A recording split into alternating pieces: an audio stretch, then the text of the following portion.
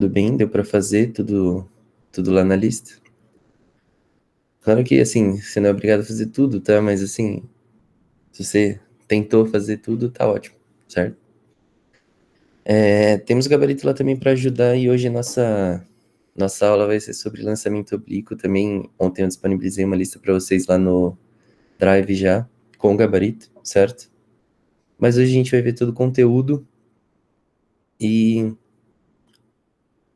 fica só... Acho que vai até sobrar um tempo hoje da aula para a gente fazer alguns exercícios da lista, tá?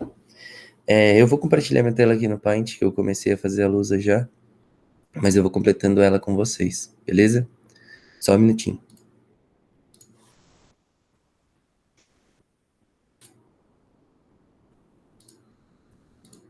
Vocês estão vendo minha tela? Tá tudo bem? Deixa eu jogar vocês aqui na segunda tela, só um minutinho.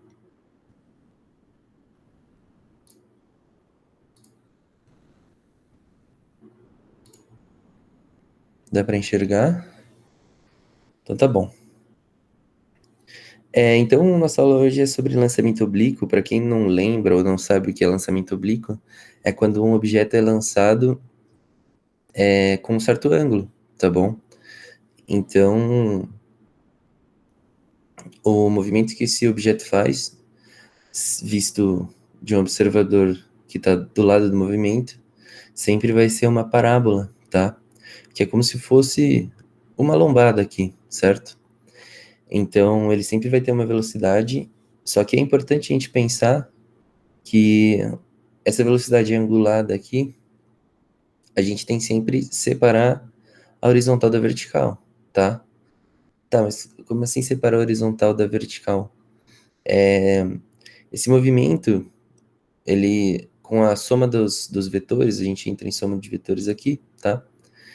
Ele sempre vai ser um movimento que está indo para cima e para o lado, ou para baixo e para o lado, tá? Então, a gente põe esse vetor aqui, só que na hora de fazer a conta, uma coisa muito importante aqui é separar a horizontal da vertical. Porque só assim a gente vai conseguir fazer nossa conta, tá? É o jeito mais simples de resolver, tá bom? Deixa eu tentar deixar isso em uma linha. Aí, beleza. Então, temos que lembrar disso, tá? Lembrando que tudo que eu fizer aqui na lousa, eu vou disponibilizar lá no Drive também, tá? Então, se vocês quiserem copiar, ou se alguém estiver copiando no caderno, beleza, mas se não, depois eu disponibilizo. É mais importante que você preste atenção no que eu tô falando aqui, do que copiar agora, tá? Isso aqui depois você pode copiar, porque eu vou disponibilizar lá. Então, como observador, gente, esse movimento ele pode ter diferentes visões, tá? Se a gente vê o movimento, deixa eu tentar desenhar um olhinho aqui, tá? Só para... Se a gente vê o movimento de frente,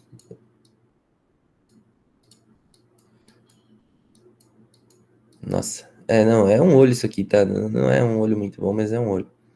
Se a gente vê esse movimento de frente, o que que a gente vê acontecendo com esse objeto, essa bolinha aqui? A gente vê ele subindo e descendo, tá? Não vê fazendo essa parábola aqui. Porque para quem tá aqui, esse objeto ele vai subir e vai descer, beleza? Agora, se a gente é um observador que está olhando o movimento, agora ao invés de estar olhando ele daqui da frente, a gente está exatamente nessa posição, olhando para ele de lado, a gente vê ele fazendo toda essa parábola, chegando a uma altura máxima e caindo de novo, beleza? Então, tudo que acontece com esse objeto é visto de modo diferente dependendo de onde o observador está, certo? Então, o movimento é visto diferente vai ser sempre esse, o de subida e o de descida, beleza? Lembrando que ele sobe até uma altura máxima dependendo do ângulo e ele volta a descer, e a gente tem que pensar que esse movimento, as forças se invertem, tá? Quanto mais alto, quanto mais próximo ao H máximo, a altura máxima ele tá, menor é essa força para cima. Porque quando ele chega na altura máxima, a única força que tem nele é a força puxando para frente, tá? Porque você concorda comigo que depois que ele chega na altura máxima, ele começa a cair? Então aí a força que vai estar agindo sobre ele vai ser a força gravitacional, tá? A força da gravidade. Mas por que que a gente fala que ele só tem uma força para frente aqui, na altura máxima? Porque na altura máxima, a componente força normal dele e a componente força-peso se igualam, então essas forças cortam. A única força que sobra é a força que puxa o movimento para frente, certo? Chegando no H máximo, essas forças se invertem e ele passa a sofrer a ação da gravidade aqui. Lógico que desde o começo do movimento ele já está sofrendo a ação da gravidade, só que essa força que puxa ele para cima é maior, por isso a resultante é para cima, ele sobe. Quando ele chega no H máximo, as forças se igualam e começa a ficar maior a força da gravidade e ele começa a cair de novo, beleza? Note que para existir o lançamento oblíquo, para existir essas forças de subida e essa força de descida, tem que ter gravidade, tá? Se não houvesse gravidade, não existiria esse movimento, beleza? Você ia jogar o objeto, ele ia sair reto, para sempre, subindo, subindo, subindo. E não é isso que a gente tem, tá? Na Terra, todo mundo sabe, se a gente jogar uma borracha, é para cima andando, tá? Em sala de aula a gente sempre dá esse exemplo. Pega a borracha e joga para cima andando, e o movimento que vocês vão ver da borracha é esse aqui, beleza? Ou uma caneta, um giz, enfim, o que tiver ao alcance, tá? Mas beleza, até agora a gente viu o que é o lançamento aí, quais são as visões que eu tenho desse movimento,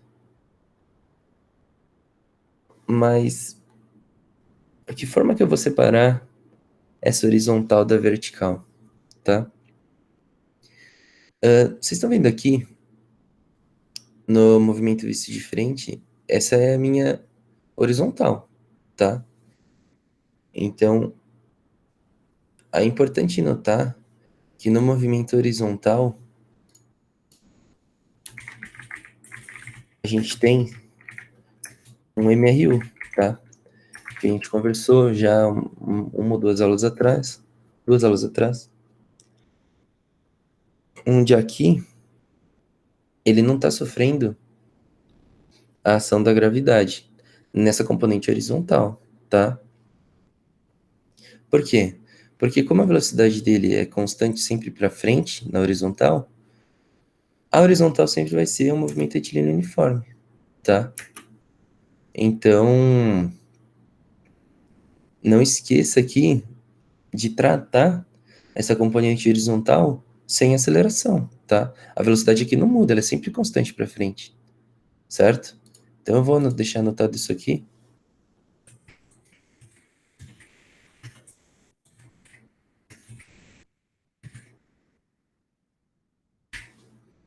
Deixa eu ver se eu consigo deixar tudo na mesma linha sem passar. Não. Então eu vou deixar aqui, tá? Onde é essa componente horizontal, gente? Ela é em mesma direção aqui do solo, tá? Na verdade, seria o nosso. A gente tem V0. Quando a gente separa essa componente em horizontal e vertical, a gente vai ficar com Vx e Vy, tá? Depois eu vou fazer a decomposição aqui para vocês verem. E essa horizontal, na verdade, é o nosso Vx, tá? Agora, a vertical, a gente tem que tratar como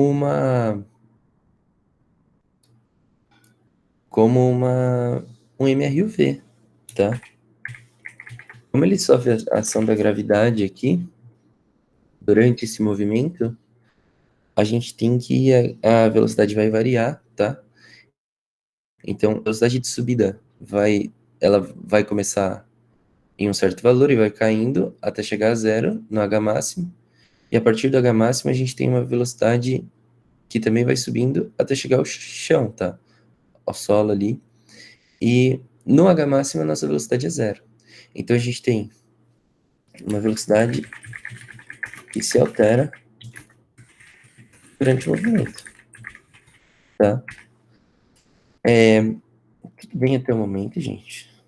Assim, foram 13 minutos de aula que eu falei muita coisa, mas como é bastante informação, só gostaria de deixar, saber se tá tudo bem, tá tudo certo. Alguma dúvida até o momento sobre essa parte da parábola, da horizontal e vertical? O porquê da horizontal a velocidade não muda, o porquê da vertical a velocidade se altera, tá tudo certo? Lembrando que se tiver algum problema, se vocês não entenderem o que eu falei absolutamente nada, abre o microfone, eu explico tudo de novo, não tem nenhum problema em não entender, tá? Mas tá dando pra levar, tá tudo bem. Então tá bom. Aqui, gente, durante esse movimento. Peraí, deixa eu entender essa pergunta do que tá no chat agora. Eu acho que tem um complemento, os aviões.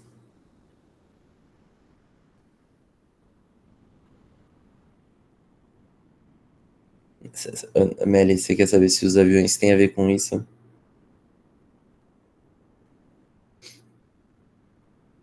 Bom, eu vou deixar você completar a sua. Vou ter que falar, porque eu não consegui pensar em como escrever. Não, tudo bem.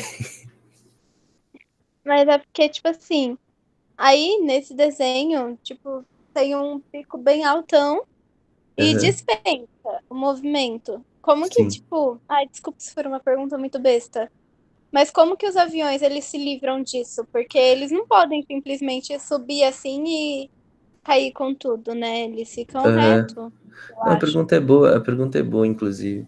É que o avião, na verdade, ele não trabalha com essa parte de lançamento oblíquo, tá?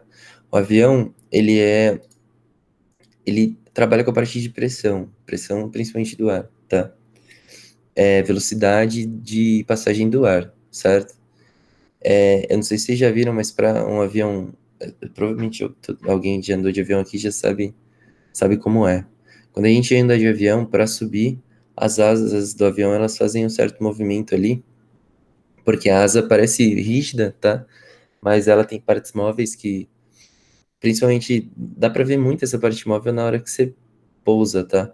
Porque a asa meio que abre assim para fazer uma um movimento contra o que ele está indo para parar o avião, para ajudar nessa parada do freio do avião, tá? Mas o avião ele trabalha com outro tipo de tecnologia, que na verdade não é uma tecnologia, não é nada assim muito surpreendente, é mais com a pressão. Aqui no avião, eu vou tentar desenhar um avião bem ruizinho aqui, só pra gente entender o que eu tô falando. Então o avião ele tem, na asa do avião, tá? Deixa eu pegar o lápis. Na asa do avião, pensa que essa aqui é uma visão do lado da asa, tá? O ar, ele passa tanto embaixo quanto em cima da asa, tá? O importante aqui do avião é que a velocidade de baixo seja maior do que a velocidade de cima, porque aqui a gente vai trabalhar com pressão do ar, tá? O lançamento oblíquo, quando a gente fala de lançamento oblíquo, é que a gente joga um objeto, certo? O avião não, o avião ele tem velocidade, a turbina também influencia nisso, tá? Então ele faz com que essa passagem do ar aqui embaixo tenha uma velocidade muito maior do que em cima. Quando a gente fala de velocidade, a gente tem que falar da pressão também. Então, a pressão embaixo da asa ela se torna menor do que a pressão de cima da asa e o avião ele sobe, beleza? Então, assim, ele não é parte desse lançamento oblíquo, tá? Mas, inclusive, tem um vídeo muito bom explicando por que que o avião ele voa e não cai, tá? E na próxima aula eu trago para vocês mostrando certinho isso aqui, porque a explicação foi um pouco rústica, tá? Mas é mais falando sobre velocidade de passagem de ar aqui, do que sobre lançamento oblíquo, tá? Aqui eu acho que o exemplo mais próximo que a gente tem seria jogar uma pedra para frente com angulado, ou um estilingue, tá? Mas o avião ele não faz parte disso, tá? Mas a pergunta foi boa. Na próxima aula eu mostro para vocês como é que funciona isso aqui certinho, explicando todos as componentes que agem sobre essa asa do avião e tudo, beleza? Ah, então, tipo, tudo que voa, não, tipo, foguete, então é a mesma linha de raciocínio, é pela pressão? Não, o foguete aí é um pouco diferente. O avião, como ele tem asa e ele faz um movimento pro lado, tá? Não vou dizer que é porque o foguete ele vai só para cima, né? A intenção do foguete é sair de dentro da atmosfera da Terra. Então, assim, ele tem que estar estável, o foguete, para ir, tá? Para subir. Se a gente tem um foguete aqui, o único movimento que ele faz, na verdade, é esse para cima aqui, tá? A única intenção do foguete é subir, porque ele está saindo da atmosfera. Tanto que quando chega a uma certa velocidade e ele está fora da atmosfera do planeta Terra, ele nem aciona mais o. Quer dizer, primeiro que essas partes do foguete elas vão caindo e só sobra uma partezinha aqui de cima, tá? Essa parte tem sim o propulsor, mas é só para. Como ele está no vácuo, ele vai seguir aquela lei que a gente já conversou, que é ele não sofre nenhuma alteração. Não tem nenhum fator externo que faz ele frear ali. Então, assim, ele continua na velocidade até ele fazer o movimento contrário, beleza? Então, ele só aciona o propulsor quando ele está fora da atmosfera, só quando ele quer fazer alguma movimentação, algum ajuste na direção que ele está indo, tá? Mas o foguete ele tem uma proposta totalmente diferente do avião. O avião ele tem que fazer um monte de ajuste, ele anda, ele anda horizontalmente, e o foguete é o único motivo dele ter essa aceleração instantânea absurda é porque ele quer sair da atmosfera da Terra. Ficou claro? Tudo bem? Mas a gente tem que separar as duas coisas, tá? Pô, O movimento do avião aqui é diferente do foguete. O foguete, ele como não tem asa e nem faz esse movimento horizontal e só vertical, então não segue a mesma coisa que o avião. Mas na próxima aula eu trago os dois explicando, beleza? Mas é legal, às vezes tem alguns canais no YouTube, inclusive, que mostram o lançamento de foguete em tempo real, assim. Então, sempre quando tem algum lançamento, eles estão lá mostrando, sabe? E é legal ver. Às vezes até nem para aprender física, mas só porque se você ver aquilo, você vai estar aprendendo indiretamente, tá? Então, gente, olhando essa figura aqui que eu fiz embaixo, a gente pode ver que ao mesmo tempo que ele anda pro lado, ele sobe e ele desce, tá? O que a gente precisa levar em consideração aqui nessa imagem? O tempo que ele leva para subir e o tempo que ele fica indo para o lado são diferentes, tá? Porque assim, o tempo que ele leva para subir só vai até a metade do movimento. E o tempo que ele leva para descer seria a outra metade do movimento, e essas duas metades seria o tempo inteiro que ele fica indo para essa direção, beleza? Então, às vezes, eles perguntam o tempo de subida, considerando que o tempo de descida é igual,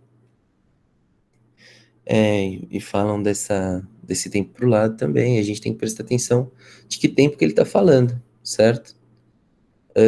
E aqui, um problema muito grande nessa parte de lançamento oblíquo é a parte de ângulo, tá?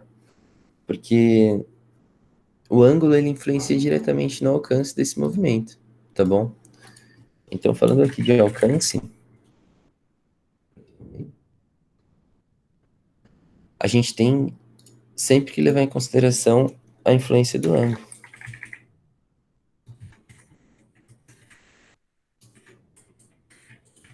tá? Vocês sabem em que momento ele vai atingir a maior distância, o maior alcance? Em que ângulo?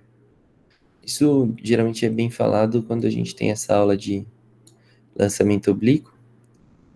Aqui eu vou por três ângulos que são bem conhecidos assim na parte de física, tá? Então o primeiro ângulo que eu vou colocar aqui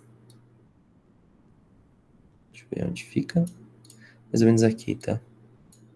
Que é mais ou menos os 30 graus, beleza? Eu vou anotar os 30 graus aqui. Esse ângulo de 30 graus, vocês concordam comigo que ele tem uma componente horizontal muito maior que a vertical?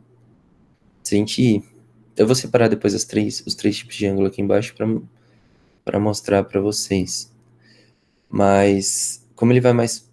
30 graus ele vai mais para o lado do que para cima, o alcance dele, horizontal, apesar de parecer que vai ser maior, não vai, tá? A gente tem que ter um equilíbrio entre esses dois ângulos. Entre esses dois ângulos não, né? Entre esses dois vetores. Temos também, mais ou menos aqui, um ângulo de 45 graus, tá? E por último, ai, ficou azul aqui, somente deixar uma. Beleza? E por último a gente tem aí o ângulo de... Deixa eu até aproximar um pouquinho mais, 60 graus.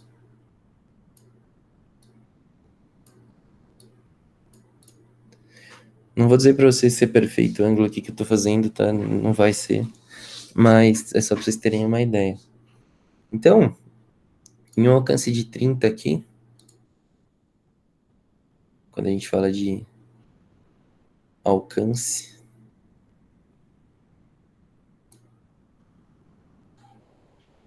eu vou ter isso aqui, tá?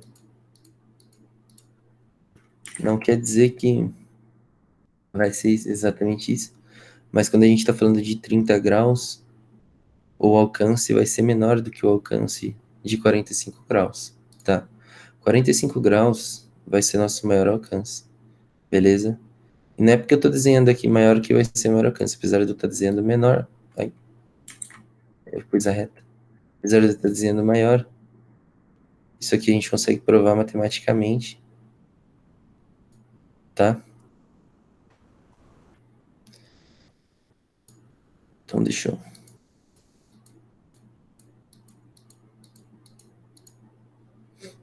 E também o último ângulo aqui seria o de 60 graus, tá? Que ele vai muito mais para cima. Talvez eu tenha feito até um pouquinho a mais aqui. Ele tem uma componente horizontal. Nossa. Muito maior do que a componente vertical. Então ele vai subir muito mais do que ir para frente, tá? Então sempre que perguntar do maior alcance aqui, gente, a gente tem que lembrar que é os 45 graus, tá? Eu vou pôr aqui do lado desses movimentos não, dessas parábolas, o grau de cada uma, tá? Só não vou pôr o símbolozinho de grau, porque infelizmente o padrão do meu teclado não é ABNT, então eu não sei nem fazer o símbolo de grau aqui nesse teclado, tá? Mas lembrem-se que isso aqui é o ângulo, tá bom?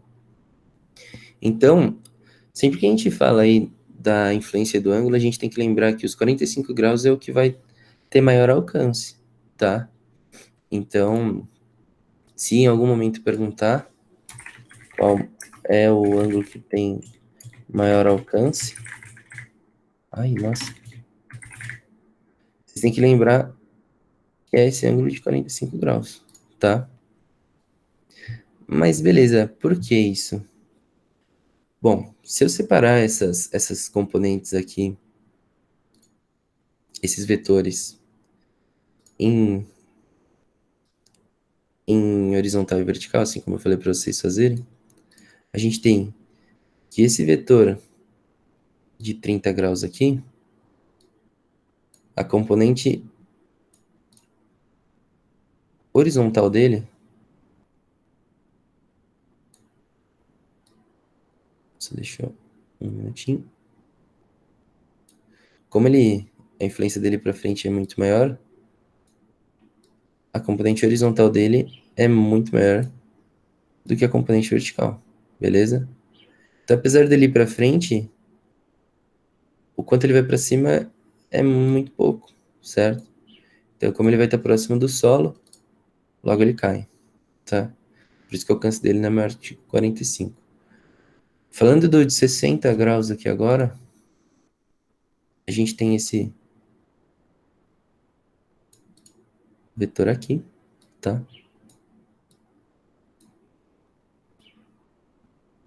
Que separando ele na componente vertical. Só tem uma dúvida. Vocês já viram soma de vetores em matemática? Eu tô falando de componente vertical, componente horizontal aqui, mas vocês já tiveram isso na prática de matemática?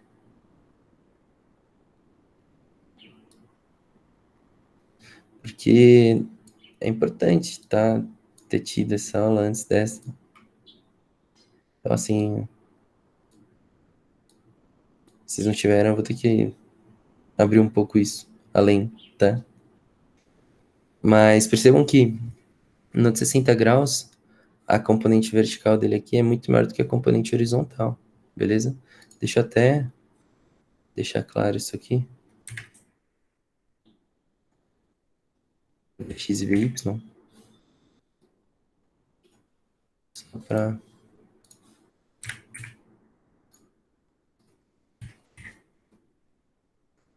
Beleza, aí quando a gente tem a de 45 graus, gente, a gente vai ter aí um vetor que é equilibrado, tá? Por quê? Porque tanto na componente horizontal quanto na vertical, ele tem ele tem certa igualdade, tá? Então ele vai, ao mesmo tempo que ele vai para cima, ele vai para o lado também. Tá tudo bem aqui, gente? Parece que tem diferença entre esses três vetores? Parece, parece. Ah, tá bom, porque precisa aparecer mesmo, tá?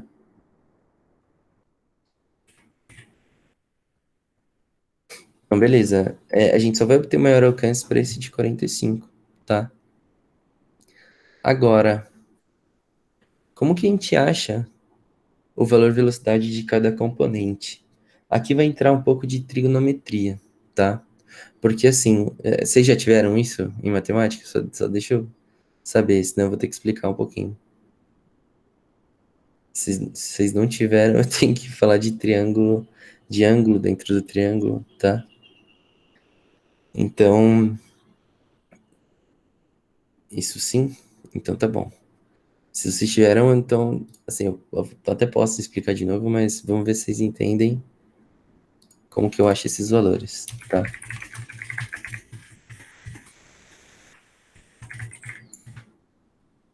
Então, ó, não é à toa que esse lado da luz aqui é maior, porque aqui vai precisar de algumas continhas. Ai, será que não vai parar na mesma linha, cara?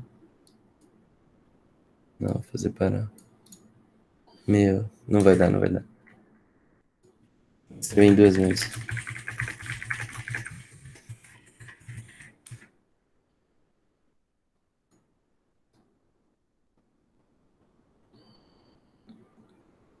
Beleza. Então, quando a gente tem um ângulo aqui, a partir da nossa velocidade zero aqui, a gente consegue, sempre essa velocidade zero em algum problema de cálculo das componentes aqui, ela vai ser dada, tá? Então, quando a gente tem esse ângulo aqui, a partir dele, a partir dessa velocidade, a gente consegue descobrir o nosso Vx e nosso Vy, tá? Pensando que... Eu vou até copiar esse desenho aqui.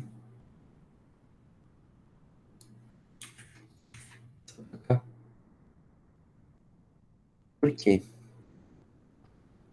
Porque em certo momento, gente, a gente vai falando de triângulo, retângulo, como que a gente calcula isso? Vocês concordam comigo que aqui embaixo é Vx e aqui em cima é Vy, né?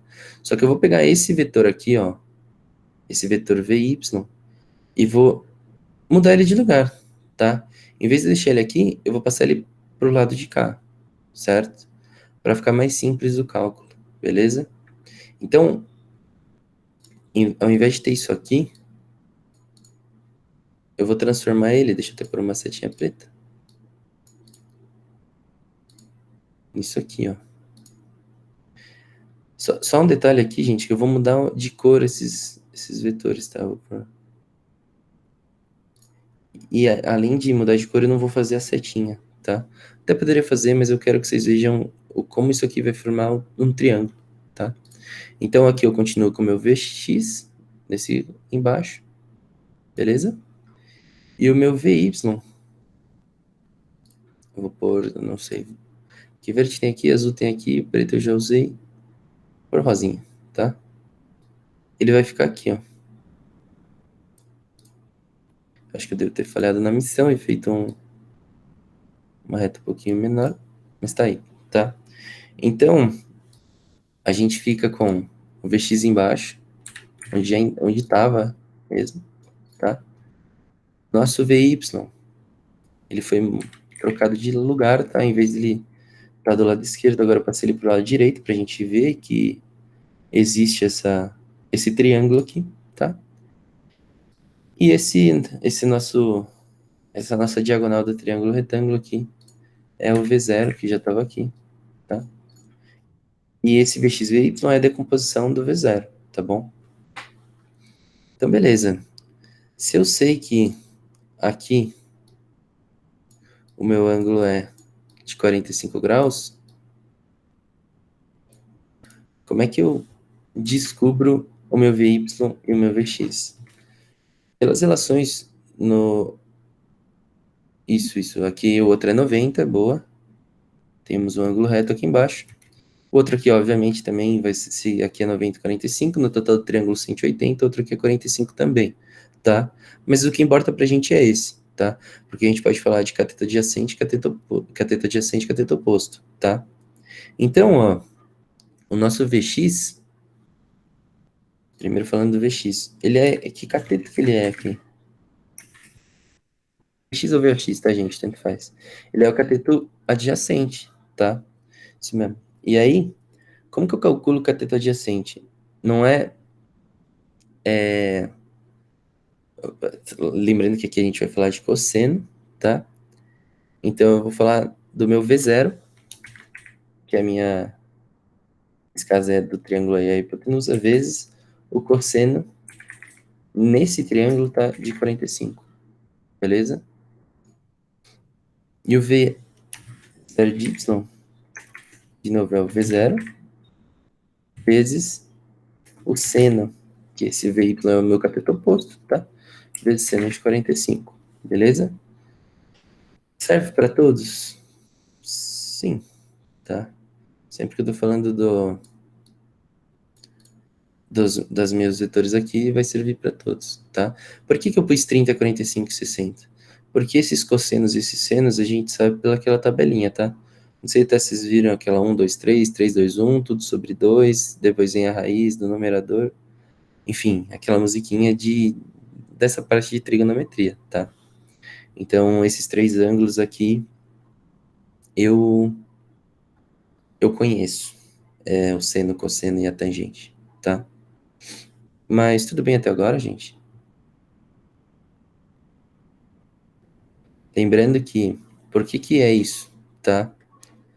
O seno desse ângulo, ele é cateto oposto sobre a hipotenusa.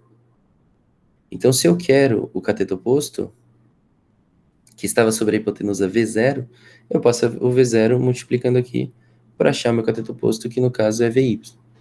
E se eu quero o cateto adjacente, o cosseno de θ, o cosseno de 45, ele é cateto adjacente sobre a hipotenusa, eu passo a hipotenusa multiplicando e fico com a hipotenusa vezes o cosseno de 45 é igual ao meu cateto adjacente, que é o Vx. Beleza? Eu acho que talvez essa seja a parte mais difícil, assim, do movimento. Deixa eu abrir a lista aqui para ver se tem mais alguma coisa que eu tenho que passar para vocês. Acho que com essa base, gente, vocês conseguem fazer todos os exercícios da lista. Só tem um detalhe aqui que eu tenho que mostrar uma fórmula que a gente usa para calcular o tempo, tá? Tempo de queda, certo? Vamos pensar então nesse movimento, nas grandezas que tem nesse movimento aqui. Bom, a gente tem a altura, tá? Em todos os casos a gente tem essa altura. Nós temos a gravidade influenciando durante todo o movimento e temos o tempo, tá? Existe uma formulazinha que é a altura é igual a meio, vou pôr 1/2 aqui, vezes gt quadrado, tá? Pode ser escrita também gt quadrado sobre 2, tá? Tanto faz. Mas o tempo de queda, a altura, às vezes quando pergunta, a gente sempre vai usar essa fórmula para calcular, tá? Lembrando que se eu quiser o tempo, eu tenho que passar tudo para lá, tá? Mexendo um pouquinho nessa fórmula, eu posso, ó, o meio que estava dividindo aqui vai passar para lá, 2h, tá? É igual a gt quadrado. Beleza? Eu vou só mexer nessa fórmula para ela ficar em função do tempo, caso a gente queira achar o tempo. O g que está multiplicando, ele vai passar dividindo, tá? 2h, então, sobre g é igual a t quadrado, certo? Beleza, só que eu não achei o t só como t, eu tenho t quadrado até o momento, tá? Então, eu vou passar na raiz, tá? 2h sobre g é igual a t, só que o quadrado vai passar em forma de raiz, eu não tenho aqui, eu vou desenhar uma raiz, beleza? Então, fica isso, certo? Se eu quiser achar o tempo. Então, meu tempo aqui vai ser raiz de 2h sobre g. H sendo altura, g gravidade, t tempo em segundos, tá bom? Beleza, gente, alguma dúvida? Porque de matéria, assim, de o que vocês têm que ter aqui, vocês têm para fazer a listinha que eu passei lá, tá? Essa matéria aqui, apesar de ter bastante cálculo, a minha lista foi bastante teórica, tá? Porque é importante que vocês entendam essa parte de movimento, a parte teórica, tá? A parte de conta envolve muita matemática, muita trigonometria, que assim, vocês têm que fortalecer a parte de matemática, tá? Vai ter um ou dois exercícios que precisa dessa fórmula aqui, tá? Mas de resto de teoria vocês têm. Tá tudo bem? Vocês acham que dá para desenvolver a lista? Posso fazer um exercício, tá? Só deixa eu salvar esse arquivo aqui como lançamento oblíquo para colocar lá para vocês no Drive, beleza?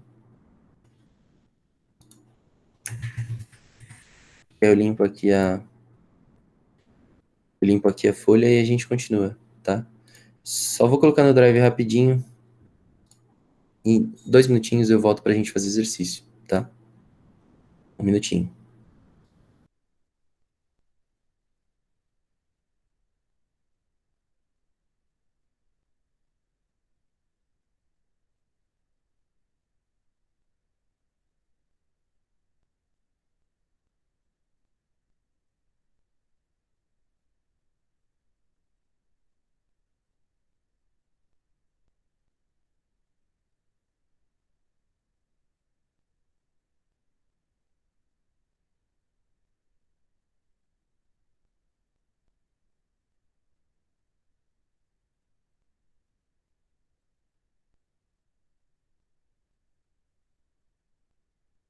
Só um detalhe, gente. Eu não sei se vocês já conhecem. Claro que provavelmente vocês acessam o Drive sempre aí, tá? Mas se vocês já conhecem aí o Drive, eu só vou compartilhar aqui para mostrar como é o Drive aqui, tá? Tá todo mundo vendo a minha tela aí? Nessa parte do Drive? Dentro de material extra, a gente entra lá em Física, minha matéria é Física B, tá? Dentro de Física B, a gente tem as divisões por... Aqui tá aula 1, mas deveria estar o assunto, depois eu arrumo, tá? Mas temos os assuntos que a gente já viu, certo? E importante, agora nessa aula, é entrar em lançamento oblíquo. Temos lá gabarito da lista, a lousa e a lista, tá? Então, eu vou fazer um ou dois exercícios da lista com vocês. Tem 8, tá? Mas a gente vai fazer um ou dois para vocês terem tempo aí para fazer o resto, beleza? Então eu peço que, por favor, gente, vocês abram a lista aí, eu vou abrir ela aqui na minha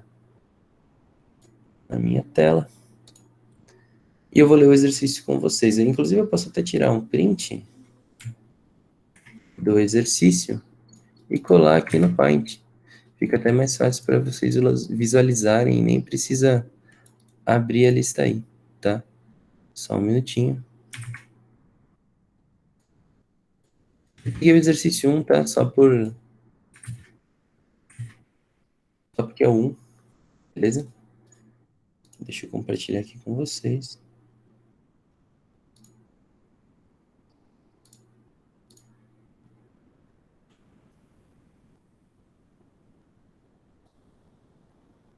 Estão vendo minha tela? Tudo bem?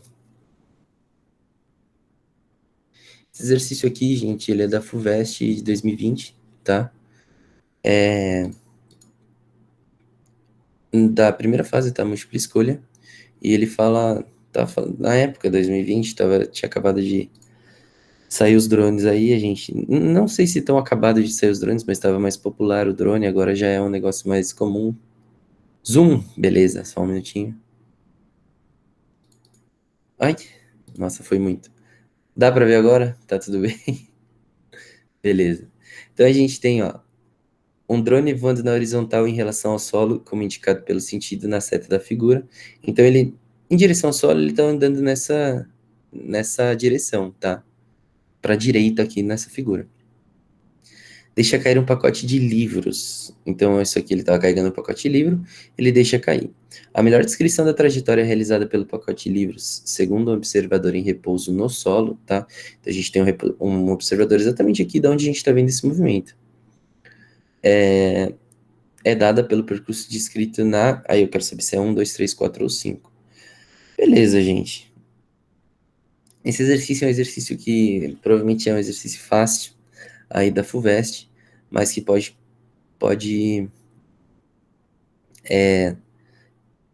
ele podia ter sido pior, inclusive, ele podia ter falado de uma câmera embaixo do drone aqui. A trajetória que, se houvesse uma câmera embaixo do drone aqui, a trajetória que a gente ia ver ia ser só para baixo, reta, tá?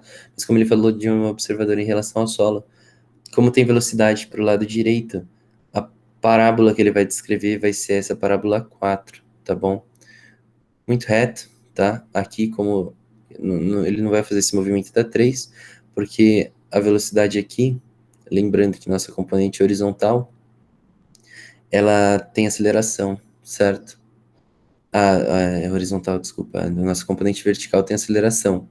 Então, ela vai cair mais rápido conforme ela tá mais tempo no ar, certo? Alguém tem dúvida de que seria a trajetória 4 nessa aqui? Não? Porque essa aqui, na verdade, a gente não precisa nem fazer conta, tá? Ela é obrigatoriamente aí a nossa trajetória 4. Vou até arriscar aqui. Um exercício fácil aí. Que se cair, é 100% possível de fazer, tá? Então, eu comentei sobre a câmera, mas por quê? Porque vocês concordam comigo que essa caixa, no momento que ela cai, como ela está sendo levada pelo drone, a velocidade do drone e a velocidade da caixa é a mesma? Tudo bem? Os dois estavam no mesmo movimento, então a velocidade é a mesma. Então, ao mesmo tempo que a caixa ia cair nessa velocidade, vamos supor que não existisse essa componente para baixo aqui, essa força para baixo. essa caixa ela ia continuar fazendo o movimento dela, certo? Então, como ela tá caindo aqui, ao mesmo tempo que ela tá caindo, o drone também tá andando. Então, a única coisa que ele ia ver ia ser essa caixa indo para baixo, tá? Se, na verdade, o observador fosse uma câmera embaixo aqui do drone, ao mesmo tempo que o drone anda, a caixa também ia andar, certo? Na mesma velocidade, na mesma componente vertical aqui. Então, na mesma componente horizontal, desculpa. Então, para uma câmera embaixo do drone aqui, o único movimento que a câmera ia ver ia ser a caixa indo para baixo, tá? Só que óbvio que a gente não poderia usar essas trajetórias que estão aqui, tá? Teria que ser um exercício um pouco mais descrito, falado da câmera. Enfim, tudo. Não, a câmera não ia cair, não. A câmera, ela ia estar aqui, mais ou menos, ó. E ela ia ver essa caixa caindo sempre para baixo. Nunca, não ia ver essa parábola.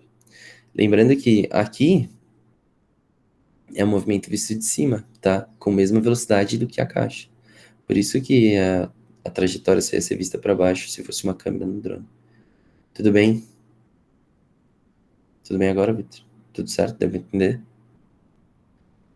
Bom, vamos. Esse exercício aqui, bem fácil. Deixa eu ver algum outro aqui, tá? Exercício 2. Não, esse aqui é o gabarito, não quero gabarito. Quero a lista.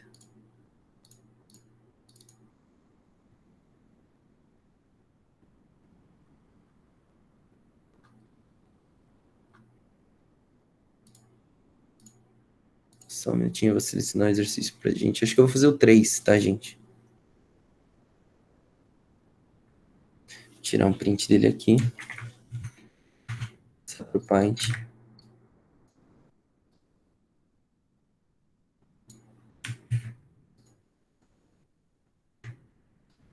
Precisa de zoom? Tá bom assim? Só um pouquinho. Aí, aqui foi muito. Não tem uma opção. Dá pra ver assim? No 100%? Tá bom? Beleza. Então, beleza. Um avião está levando suprimentos para pessoas que se encontram ilhadas numa determinada região.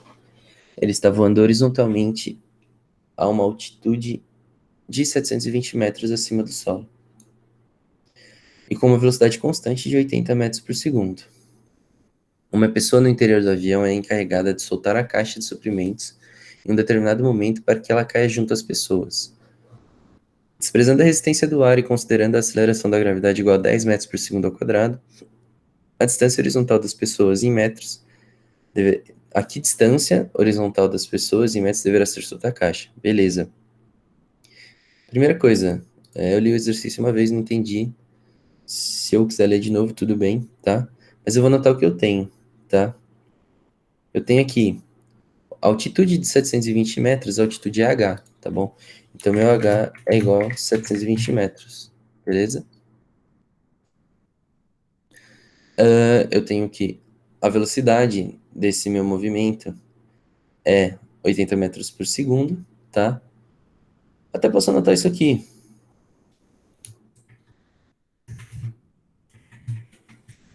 Mas vamos ver se a gente vai usar ou não, tá? Tem o meu G, normal, tá? Ele poderia ter colocado 9,8 metros por segundo ao quadrado, ele pôs 10, facilitou pra gente. Tá? Eu quero saber, tem essa pessoa encarregada de jogar a caixa, e eu quero saber em que momento a distância, a que distância horizontal essa caixa deve ser solta, tá? Lembrando que, vamos lá, vamos começar assim, a gente precisa achar o tempo, tá? Então, a gente, se vocês olharem lá no, na lousa que a gente fez, a gente tem uma fórmula que tem H, tem G e vai usar o tempo, beleza? Então, a nossa fórmula é H igual a 1 sobre 2 vezes GT quadrado. tá? O H a gente tem 720, isso é igual a 1 sobre 2 vezes 10 t quadrado. Só um minutinho, gente. Beleza. Então, como eu quero meter quadrado, eu vou passar o meio para lá. Ele está dividindo por 2 aqui, eu vou passar multiplicando por 2, 720, tá? Então, a gente vai ter 720 vezes 2, 2 vezes... Vou deixar para fazer as contas no final, tá? E o 10 que está multiplicando o tempo, vai passar dividindo.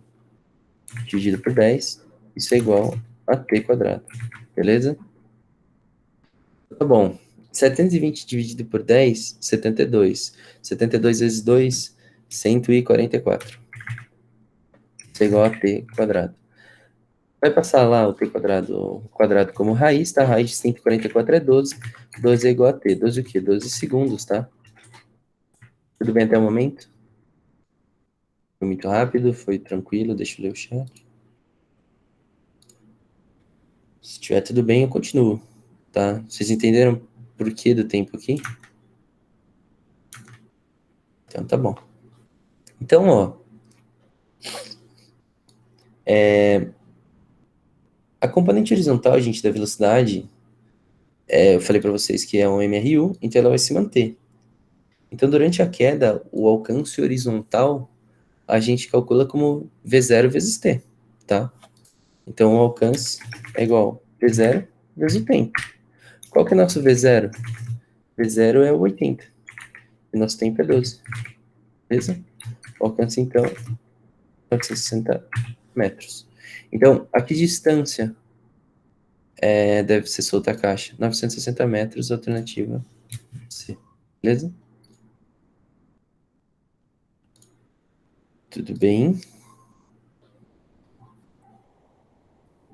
Vocês acham que tá tranquilo?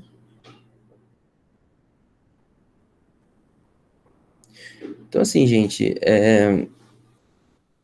basicamente isso, tá? Fazer um exercício fácil, um exercício que não é tão fácil, tá? Esse aqui é um exercício médio para difícil aí. Tem que lembrar de algumas coisinhas, tá? Ficou alguma dúvida? É basicamente isso. A gente precisa saber que fórmula que a gente precisa usar, tá? Então, de novo, como dica, anote tudo que você tem do exercício no começo, beleza? E aí só depois você começa o exercício, tá? Às vezes no vestibular a gente acha que vai perder tempo se anotar isso aqui, só que às vezes você não anota, fica tentando pensar na fórmula que você vai usar e não acha, tá? Então, na verdade, isso aqui, apesar de parecer perda de tempo, se você olhar o exercício e não saber que fórmula usar, anota porque você vai ganhar tempo do que ficar tentando procurar uma fórmula só lendo aqui, beleza? Tudo bem, gente? Alguma dúvida nesses exercícios da aula de hoje? Tá tudo certo? Deixa eu só passar minha câmera para cá. Beleza. Tudo bem? Sobraram aí 23 minutos de aula. Então, a lista, ela tá lá no Drive, todo mundo tá com acesso ao Drive, né? Vocês podem entrar lá, se precisarem de alguma coisa, é só me chamar, vou estar aqui até 10h50, mas esse momento é para vocês fazerem exercício, beleza? Então, assim, se precisarem de alguma coisa, é só me chamar, tô aqui, certo? E é isso, gente. De matéria de hoje foi isso, beleza? Caso vocês não tiverem nenhuma dúvida, não quiserem fazer lista agora também, toma um tempinho para ir tomar uma água, ir no banheiro, comer alguma coisa, fazer um pão na chapa, que é gostoso, no sábado de manhã, 10h27. Mas, caso contrário, se vocês quiserem ficarem fazendo exercício aqui, eu vou estar aqui até 10h50, beleza? Então, é isso, gente. Obrigado.